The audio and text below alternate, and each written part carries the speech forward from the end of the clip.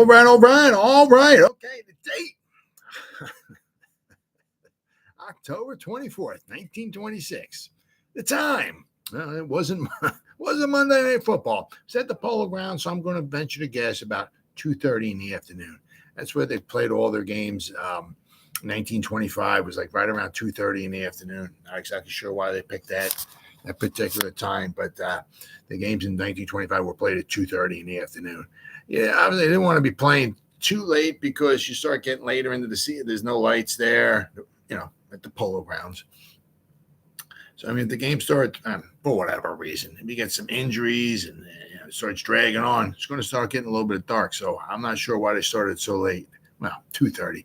We're used to 1 o'clock, right? But so the time, 2:30 in the afternoon. The teams, the Kansas City Cowboys. Oh, yeah? How about them Cowboys, huh? Well, today wouldn't be their day. Kansas City Cowboys at the New York Giants. The place, the Polo Grounds in New York. Well, mainly they really had no other choice because the Kansas City Cowboys were a traveling team. They had no home. So, I mean, of course, they could have found 400 trillion other stadiums to play at, but the Cowboys didn't have a home. So, they were on the road. Obviously, I mean, the huge benefit of playing in the Polo Grounds and also in New York is obviously you got a lot of people. Polo Grounds can hold a lot of fans, as what was witnessed the year before when the Chicago Bears in early December came to take on the Giants because, well, Red Grange was there, and a game that the Bears would wind up winning 19-7. But between people just standing in the aisles and stuff like that, it was like 70, probably maybe even over 70,000 people just climbing over the walls just to get a view and everything. It was absolutely crazy. So, I mean, that was a rare occurrence for professional football. Okay. If Army played Notre Dame at the Polo Grounds or Yankee Stadium or something, you can bet your bottom dollar it would be sold out, but that's not the way it was. I believe there was 10,000 people at this particular game. A couple of the articles I read, I think it said 10,000 people were at this game. It was raining, right? But this would be the second time the Giants would face the Kansas City Cowboys. Let me hold on there. I want to. I'm not sure if this is the final time they would be facing them or not. Let's see here. 1920. Okay. Oh, there we go. 19. Let's see. Oh, this is well, actually, this is their final season. So this is the final time. So the Giants faced the Kansas City Cowboys 2 times. The Kansas City Cowboys were in the NFL for 3 seasons. 1924 was their first season. Then 1925, and actually, hold on there, they weren't called the Kansas City Cowboys in 24, 25, and 26. They were called the Kansas City Blues. In 1924, 1925, and 1926, they were called the Kansas City Cowboys. Now, in 1925, the Giants would face the Kansas City Cowboys, and it would beat them 9-3. And this particular game, once again, the Giants would prevail once again. So the Giants played the Kansas City Cowboys twice. They never played the Kansas City Blues because the Giants were not in existence in 1924. Kansas City, after the 26th season, I believe they got sold. I'm going to read over this. It's basically kind of from Wikipedia and all. They kind of got sold to the Cleveland Bulldogs, who actually it's just so weird. So weird. Hold on. 1924, the Cleveland Bulldogs were the champions of the NFL. They had the best winning percentage. 1925, the Giants played the Cleveland Bulldogs. 1925. 1926, the Bulldogs were not around. They took the year off. I'm not sure if it was financial or what it was. So the Cleveland Bulldogs were not in the NFL in 1926. And then in 1927, the Cleveland Bulldogs came back. I mean, it's kind of like the Dallas Cowboys going to the commissioner, Roger Goodell. Hey, we're going to take 2025 off. You don't mind? We'll come back in 2020. I mean, a lot of it obviously was financial problems and all and everything. But the Kansas City, the Cowboys went in the game, the Cleveland Bulldogs for I believe it was one season. But interestingly enough, there were three guys who with this team here, the Kansas City Cowboys in 1926. Roy Andrews, or I believe it was Leroy Andrews, their coach, very good coach. Actually, the Kansas City Cowboys in had a very good record in 19. I'll go over their record in just a moment here. But 1926 had a good team, very good team, good record, good team. But Roy Andrews was their coach in 1926. He would become the Giants' coach. 1929 and 1930, he got let go, fired, whatever it was, for the final two games of the 1930 season. And Benny Friedman, definitely, without question, Benny Friedman was the interim coach for those final two games. And then I also saw some, stories or whatever, reports that Steve Owens was also the interim coach. Steve Owens would become the Giants head coach in 1931, from 1931 to 1953. But during the 1930 season, the final two games of the season, we had an interim coach. So that's the first year. I mean, you think, remember, Spagnuolo did it when McAdoo went bye in the 2017 season. I think it was the final four games. I think we went 1-3. But the first interim coach the Giants had was Benny Friedman. Could also have been Steve Owens as well, too. But I do know that, without a shadow of a doubt, Benny Friedman was certainly the interim coach. But the Giants there was two Hall of Famers on this Kansas City Cowboys team. One was Steve Owens. Okay. He would be with the Giants in the 1927 season. He would come with the Giants in the 27 season. Joe Guyon, he's a Hall of Famer. Steve Owens is a Hall of Famer. Joe Guyon's a Hall of Famer. So he was with the Giants in the 1927 season as well, too. Joe Guyon only played one season for the Giants, and it was 1927. But it was a very important season because that was the Giants. That was their first championship, was 1927. So they had a very, very good team in 1927. So there was a little bit of, with the Kansas City Cowboys, the Giants wound up getting a couple of their players, and they're very, very influential players. And the coach, Roy Andrews, too, he was very, very good, because the Giants in 1929 and 1930, I'm going to go over these games as time goes by, but they were kind of like you can almost kind of call them like missing ring seasons. I mean, there was,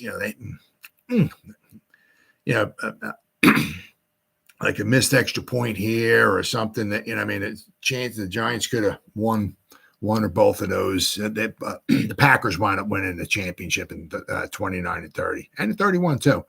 So if you ever get that Trivial Pursuit question, who's the first 1, 2, 3-peat? Would be the Green Bay Packers. And then, of course, they did it once again with Lombardi in 65, 66, 67. But the Packers, of course, when they did it, the Packers did it 29, 30, 31. There was no championship game. They had the best overall winning percentage. But they were a very, very good team back then, too. But this is the second time the Giants faced the Kansas City Cowboys. They faced them. It was pretty much, I'm going to say, about the same time the year before, because obviously this is October 24th. When did they face them?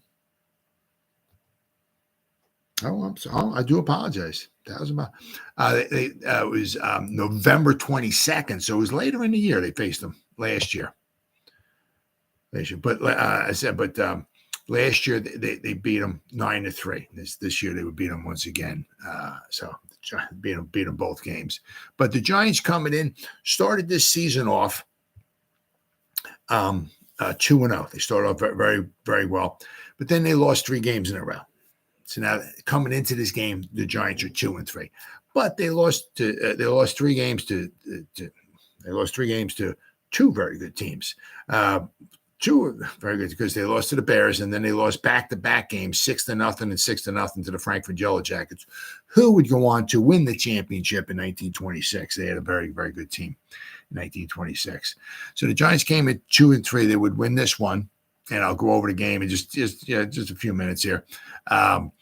And so even the Giants record out of 3-3. The problem is that back then, the teams that wound up winning.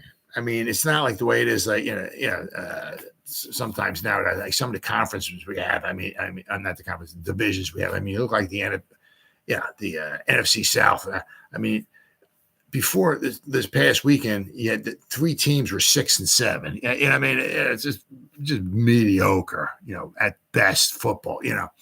I'm saying, but back then, whoever usually wound up winning the championship usually had like 1 loss or maybe 2 at the most, So for the Giants, after they got their 3rd loss in a row, I mean, that, for all intents and purposes, it pretty much took them out of any championship, that they think that they were going to wind up having. And if you go back and you look, the 3 out of the first 4 champions. Well, actually, it was the APFA, American Professional Football Association, 1920 and 21. So 1922 and 23 was the NFL. But from 1920 to 23, first 4 seasons of football, one's the APF, 2 are APFA, and 2 are the NFL. 3 out of the first 4 champions were undefeated. Now, none of them were the 72 Dolphins. The 72 Dolphins, were 14-0-0. And they won the Super Bowl, so they finished the season 17-0-0. Only team in NFL history to go 0-0.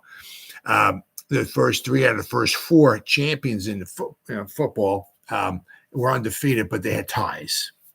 So, but I said the Kansas City Cowboys this season, particularly, they were very, very good as well. Very, very good. Let me pop them up here. That just kind of goes to show you. I mean, just how things have changed and all and everything. Like right nowadays, I mean, the way it is the way it's been for the most part, all teams for quite some time. There's really there's no exhibition games anymore. There's preseason, and then after the preseason, you go right into football. And if after the regular season's over with nowadays, if you're playing after, that means because you're in the playoffs, right? And maybe you make it to the Super Bowl.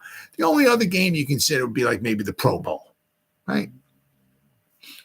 But I mean, back then, they had all pros back, but there was no Pro Bowl game back then, right? But they picked like the all-pro team, right? But back then, it just goes to show, it's just weird. I mean, they had exhibition games, some of them before the season started. I'm going to go over Kansas City here. They had, I think it was 3 exhibition games during the regular season. And then they had one after the season was over with.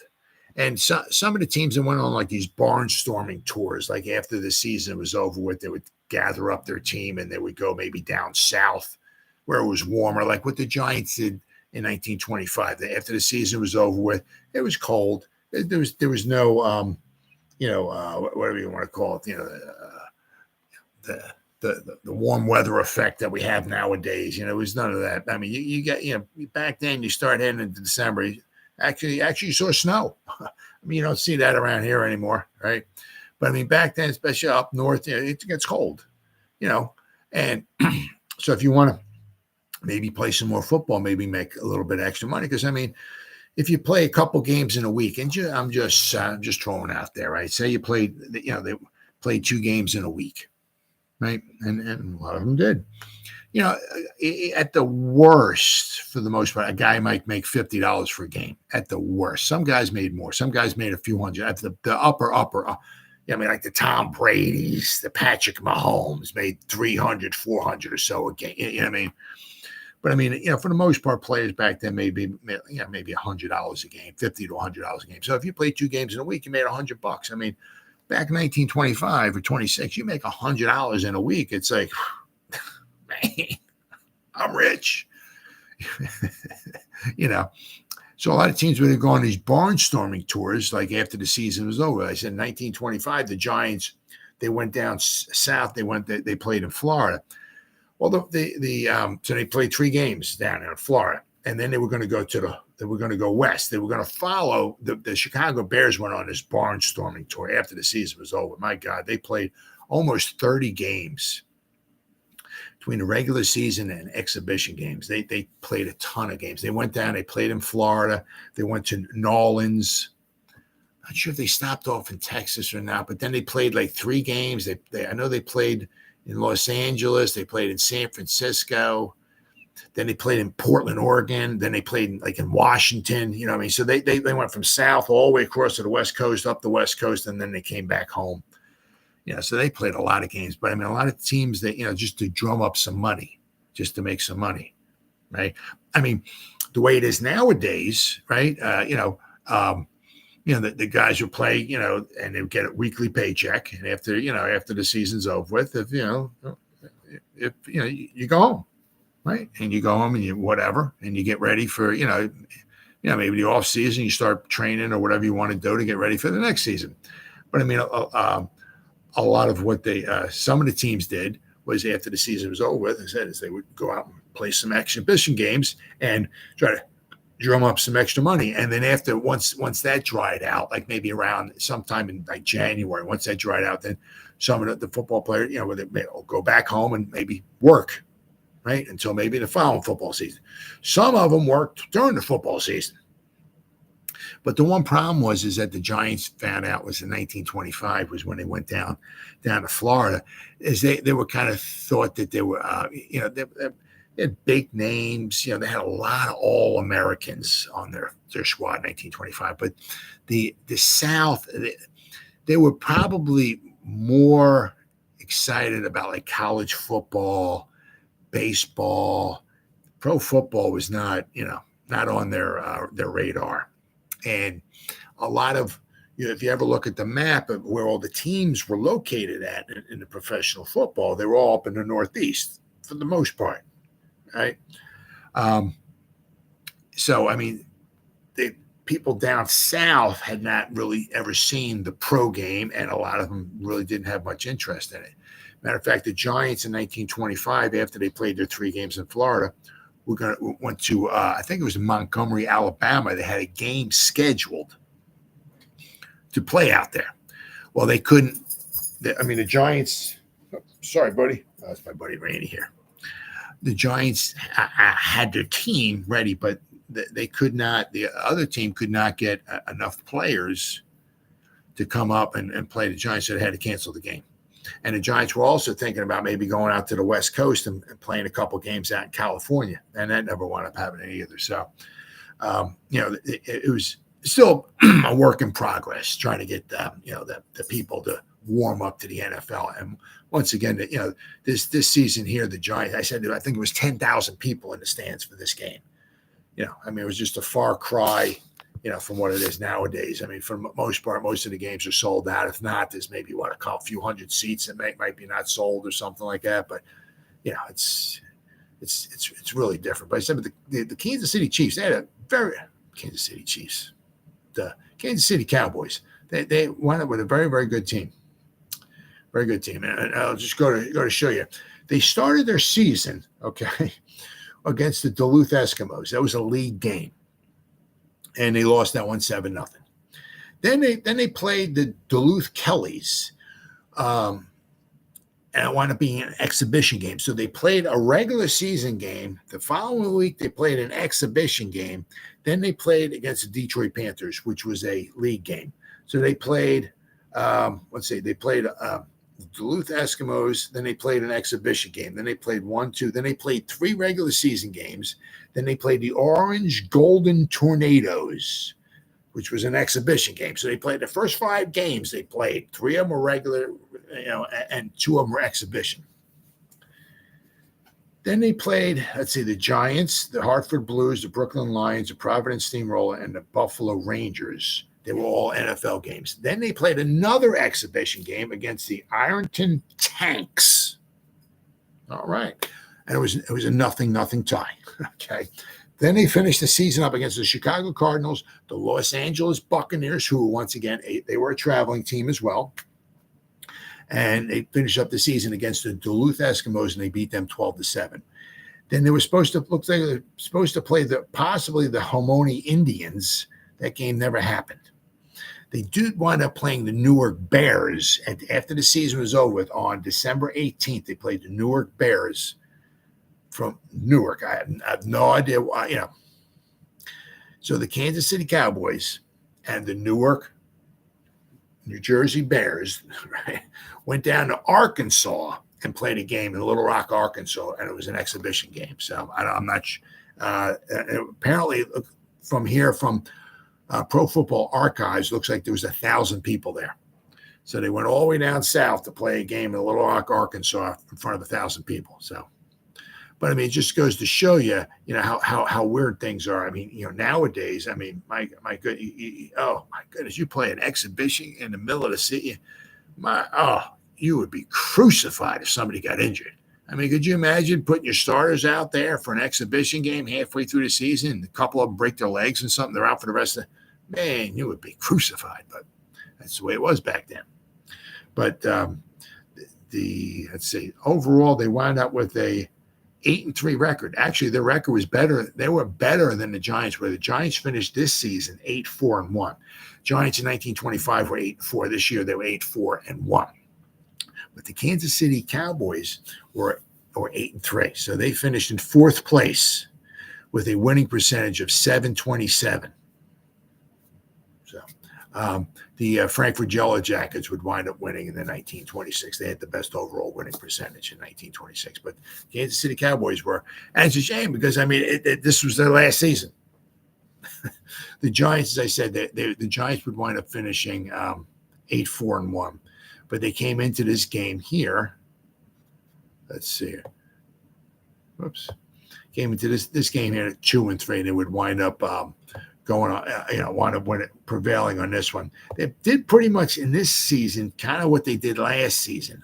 Almost, not to a direct take. Last season in 1925, their first 3 games they lost. They were 0-3.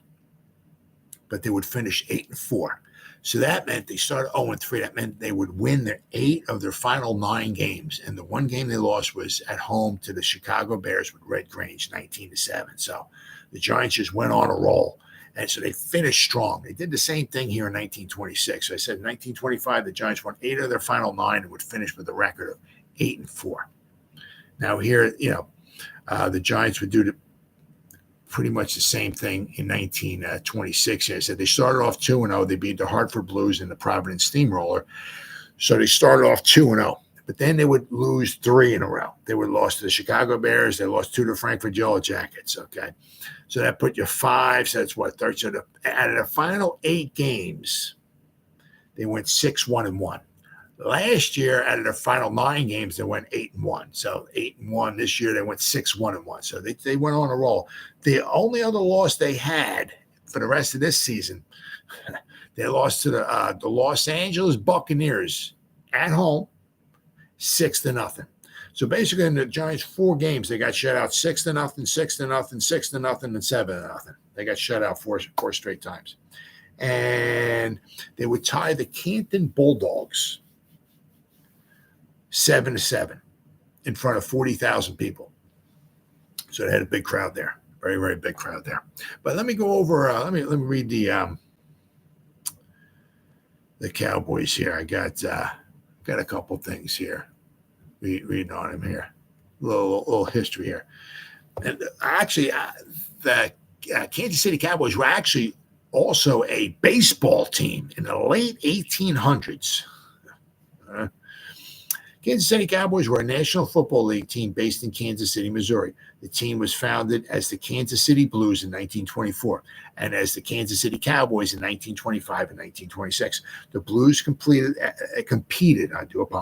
as a traveling team, playing all their NFL games in the other city stadiums in their only year under that name. Leroy Andrews acted as the team's player coach. Now, Roy Andrews or Leroy Andrews. He would want to become, as I said, the Giants head coach in 1929 and 1930.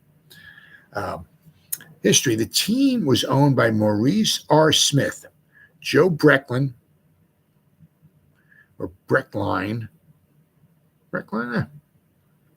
and Cameron Reed.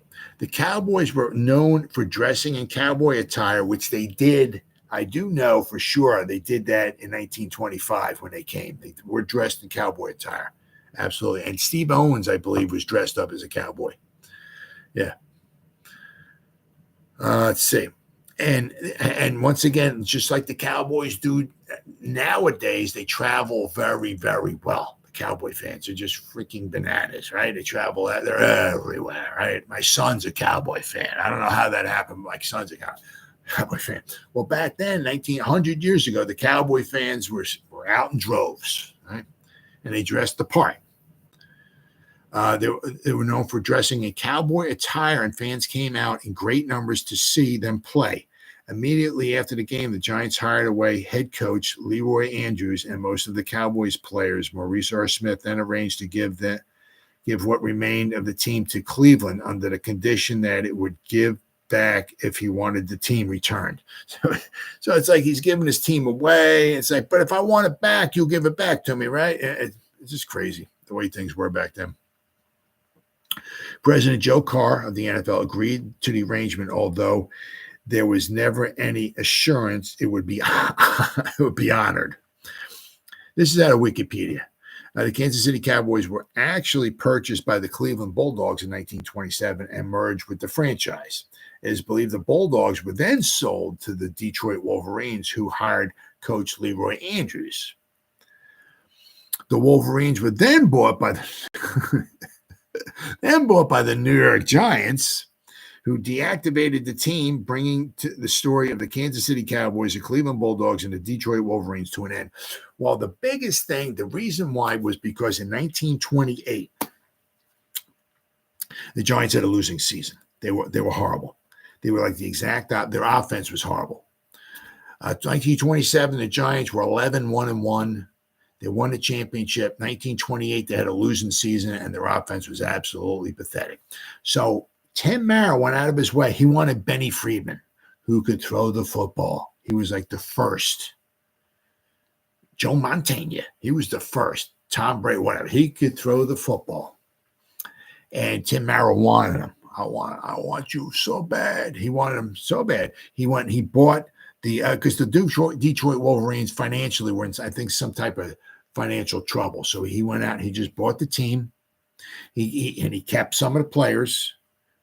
So in 1929, and so he got the coach, Leroy Andrews, and he also got Benny Friedman. He kept a couple other players, but he wanted Benny Friedman immediately. So after he bought the team after the 28 season, immediately in 1929, the Giants led the league in scoring. I think the next three seasons, in 1929, 30, and 31, the Giants led the league in scoring because of Benny Friedman. Actually, in 1929, he passed, I think it was like for 22 touchdown passes, which 20 or 22, which wouldn't be broken for another like 15 years or so.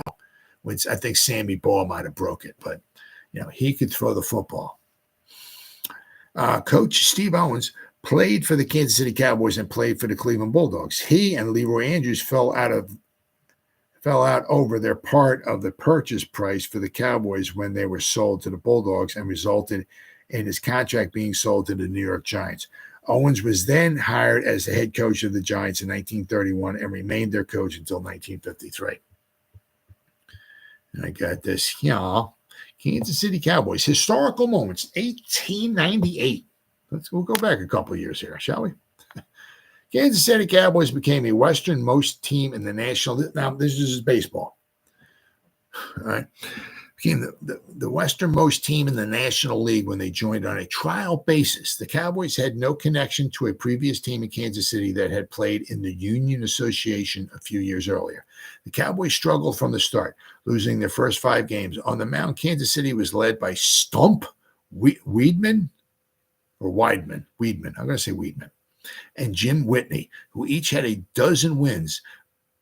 Also topped but also top 30 losses.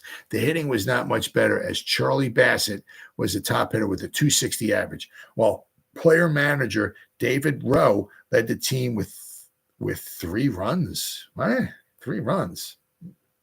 The Cowboys would go on to finish the season in 7th place with a record of 30-91. Just a few games out of last place. The Kansas City Cowboys would fold after one season. Other than a Federal League team, Kansas City would not return to the majors until 1955, when the Kansas City Athletics of the American League relocated from Philadelphia. But 1924, right? In its 5th season, in the National League's 5th season, right, the National Football League looked to expand its territory and put its first team west of the Mississippi. They want to expand, right?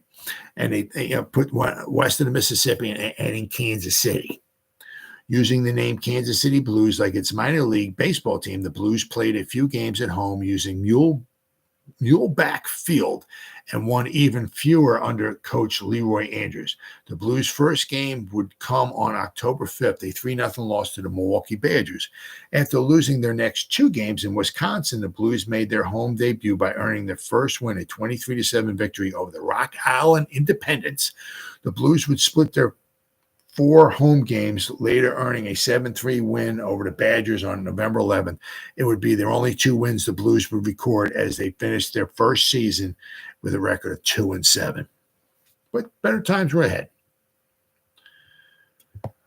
1925, for their second season, the newly rebranded Kansas City Cowboys would play all their games on the road, starting the season with a 3-0 win over the Duluth Kellys.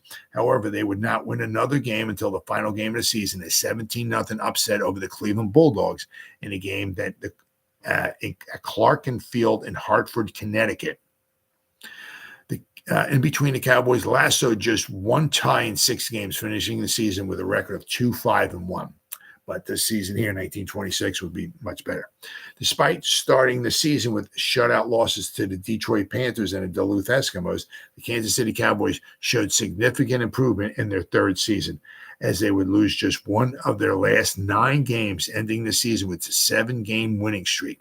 The Cowboys would finish the year in 4th place with a record of 8-3. Very impressive. However, there would not be another season in Kansas City, as the cost of traveling to and from Kansas City was too cost prohibitive for the NFL's fledgling formative years. I mean, that's one thing, See, the one thing is that the Giants had to lease out the Polo Grounds. So they had to come up with lease or rent. I'm not sure what if they had purchased a lease agreement, or if they rented it for however exactly it went. But you gotta come up with money. I mean, it's you just don't come on to the Yankee Stadium and play for absolutely nothing. No, you got to rent it out. So it costs you money. So if you're a road team, you don't have to worry about that expense. But if you're a road team, you gotta pay to take a train or whatever to get your players there.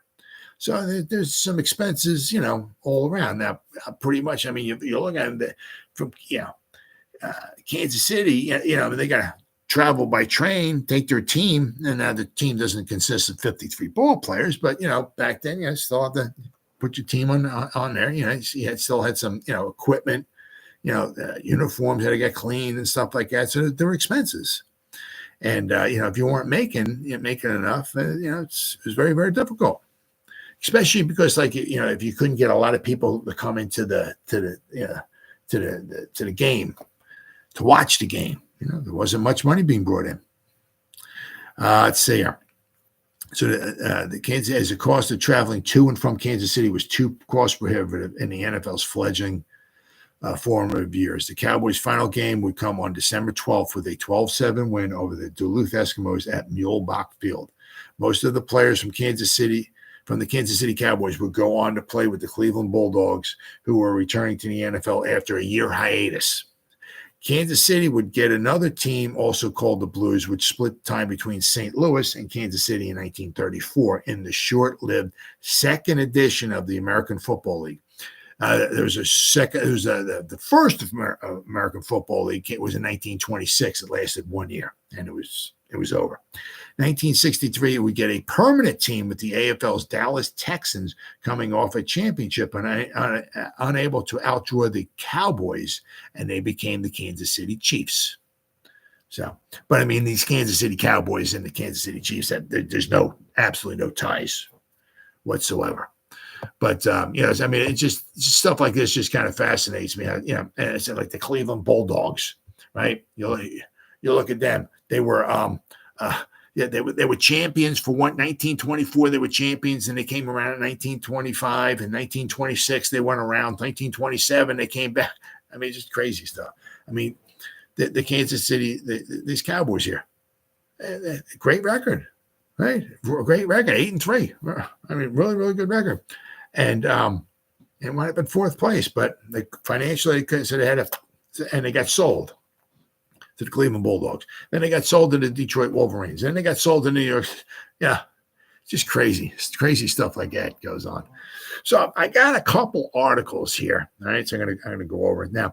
The nice thing about, since the game was played in New York, usually the New York Times and the New York Daily News has nice articles on it. When the Giants like go play in Chicago or someplace else, usually the Times has something on it. Doesn't that always? Not necessarily the New York Daily News, but the New York Daily News, as long as the Giants played at home, the Daily News would have something. And the nice thing I like about with the Daily News usually have pictures. That, you know, so, I mean, the quality of the pictures were absolutely horrible. But the New York Times had no. I hardly can remember 1925 and 26 looking through the articles and all that. Hardly remember seeing a Giants picture in there at all. But in the Daily News, they had pictures. So I got two articles here I'm going to go over and talking about this game here. So the first one I'll go over, it will be the New York Times, right? And they say, Kansas City loses to football Giants. Held for 2 periods, Hinky Haynes, my man, pots and pans, leads the way to a 13-0 victory by plunging in the third. So it was 0-0 at halftime. The Giants scored a touchdown in the third quarter, and they scored a touchdown in the fourth quarter. Bomar scores from pass. It's the way they word this stuff is just, you know, some of it just kind of cracks me up. New York shows strong attack and defense in mud. Ryan Quist of Cowboys fractures rib, and he fractures his rib. I'm going to go over a little bit, but he won't be able to play for the rest of the season. So it was in a pileup. He got injured. I think he recovered a fumble. I think it was. All right. Tim Mara's New York Football Giants held through the first 2 periods at the Polo Grounds yesterday. Held to punting, were encouraged by the line bursting of Hinky Haynes along in the third period, which resulted in a touchdown against the Kansas City Cowboys. This outburst gave the Giants new strength after 2 periods of exchanging punts and followed in the fourth period with a forward pass from Kopish to Bomar from the 37-yard line, which brought a second touchdown, defeated the Cowboys in their initial appearance here by 13-0. I don't know what they're talking about. It says their initial appearance here by 13-0 because the Cowboys played the Giants and they lost 9-3 in 1925. So I'm not sure what they're smoking there, but this is not the Cowboys' initial appearance here. So Mama's wrong again, isn't she? Yeah. So the results seem to be entirely satisfactory to the 10,000 professional football fans who huddled in the stands during the rain, while the Gladiators fought valiantly on a slippery field. And remember, I mean, you know, it was just dirt. I mean, right? They got chewed up. They're not resodding like they do nowadays. You know, they call timeout, commercial break every 55 seconds. They resod the field. Everything's got can't have anything, can't have dirt and mud on a field nowadays. You know, you get fined, right? So they resod the field after every play, so it looks beautiful. But it wasn't like that back then. And of course, nowadays the drainage system they got, you can have an 800-foot tsunami wall of water come crashing over the stadium, and within 30 minutes it's dry as a bone because you got to have that. You can't have water and stuff on the field. Oh my goodness gracious, right? But back in the day, there was, water didn't go nowhere. Maybe seeped in a little bit, but I mean, you had puddles. Yep, you're playing in puddles. Yep, you're playing in mud. You know what it's called? It's called football. Unlike what they have today. But anyway,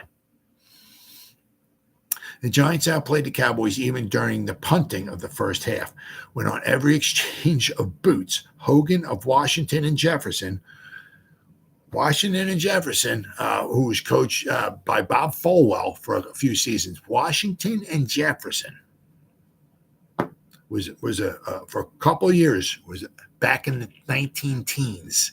Can't remember what year. Was one year they were, I think they had a tie or just one loss or something like that. They were a very good team. Washington and Jefferson. Yep. Let's see here. Hogan, boots of Hogan of Washington Jefferson gained an advantage for his team over Bloodgood, love the names, of the Cowboys, a former Nebraska star. But it remained for Haynes, a former Penn State player who has carried the luster of his college prowess to the professional gridiron to show what could be really done at carrying the ball. He carried it alone from the Giants' 29-yard line in the third period in 5 successive plays to the Cowboys' 18-yard line. So basically, they went from the Giants' 30 to the Cowboys' 20. Right. So they went like 53 yards in 5 runs. He ran the ball 5 times. He got 53 yards. So not too shabby. And although a drop kick from goal there by Hogan failed, it was enough to show the Giants what could be done. So they tried. They missed a drop kick for 3 points. They missed the field goal try. But after the Cowboys had punted again, the Giants alternated with the attack of Hanky Haynes and Cowboy Hill of Oklahoma carried the ball for Cowboy Hill of Oklahoma carried the ball for a touchdown. Hill going through center from the 4-yard line for the points. Hogan kicked the goal. Not the extra point, not this, not that. He kicked the goal like it was a soccer match. Goal! Oh, my God. I love it. Then we have Voss and Bomar excel. Tilly Voss. Oh, yeah. I wouldn't lie to you about that. Tilly Voss. But it was not only on the offense that the Giants looked good. They were also good defensively. Voss of the University of Detroit, who played left end, and Bomar of Vanderbilt, who played right end, and Murtaugh of Georgetown, played center, breaking through the interference of the Cowboys time after time to spill their plays and throw them in for losses. Voss particularly started at blocking punts. And in the third period, his blocking of a punt by Bloodgood at the 15-yard line helped pave the way for the first touchdown. Milton Reinquist, former Bethany player and right tackle of the Cowboys, suffered a broken rib in the fourth quarter during a pileup of players after a fumble in the Cowboys' backfield on their own 26-yard line. He recovered the ball, but was carried off the field unconscious. Tough sport back then. Dr. Harry Marsh, the club physician of the Giants, said later that he had sustained a fracture of the 6th rib at the spinal column, and that while the injury was not serious, he would not be able to play for the remainder of the season. The Giants, who were more successful during the day with forward passes than their opponents, got a chance after the punt, which followed this fumble, to vary their line plunging with an attack overhead. And they went all the way from their own 30-yard line to score the second touchdown. Haggerty goes 19 yards. Haggerty of Georgetown, who followed Haynes in the game, tore through left tackle for 19 yards. Kopish of Columbia, who had succeeded Hogan, went through the same spot on 2 successive plays to the Cowboys' 37-yard line. He tried again there, but could not gain. And then he threw a pass to Bomar, who caught the ball on the dead run. He was helped across the goal line by a tackle from behind by Munn. Grigg failed to kick goal. So they missed the second extra point. So they made the first extra point. They missed the second extra point. The Giants will meet the Brooklyn Lions at the Polo Grounds next Sunday in a benefit for the charity funds of the Elks. Okay, once again, a charity game. All right. Let me see. I just want to see here. Boom. Obviously the Giants were supposed to play an exhibition game against the Newark Bears, which they didn't want to play in. They played an exhibition game in the middle of the season against the Pottsville Maroons. Let's see here. And, the game they're talking about against the Brooklyn Lions got postponed due to rain. So I guess, some of the games, I guess, are worse than others. But I was just reading this here. The Brooklyn Lions game was supposed to be played. So actually, if you want to look at it like this, the Giants played the 24th of October. They played the 29th against the Pottsville Maroons, which was an exhibition game, and then a game against the Brooklyn Lions. That one was postponed due to rain. So the Giants played basically 3 games, and actually they played another game on November 2nd. So within like 8 or 9 days, the Giants were scheduled to play like 4 games. Right. All right. So we got right now we have here's the lineups here. So the Giants wound up winning 13-0. So they missed the extra point, they missed the drop kick. So they if things went well, they could have won possibly 17-0. It just goes to show you how important things were about the kicks, the extra points, and all. How many field goals were missed, how many extra points were missed. And I don't know if they didn't take the stuff really seriously. It was kind of like, we missed a field goal. All right. We lost the game 7-6 because we missed an extra point. We missed 4 field goals. All right. I don't know. I'm not sure if anybody had the bright idea to we need to scour the globe to get in somebody who can drop kick a ball, right, consistently. But that happened a lot back then, right? So Tilly Voss was the left end. Steve Owens was the left tackle. Williams was the left guard. Murtaugh was the center. Tomlin was the left guard. Harms was the right tackle. Bomar was the right end. Hinkie Haynes was the quarterback. Hogan was the left halfback. Greg was the right halfback. And McBride was the fullback. For the Cowboys, Randall was the left end. Cobb was the left tackle. Berquist was the left guard. Wostopal, Wostoupal,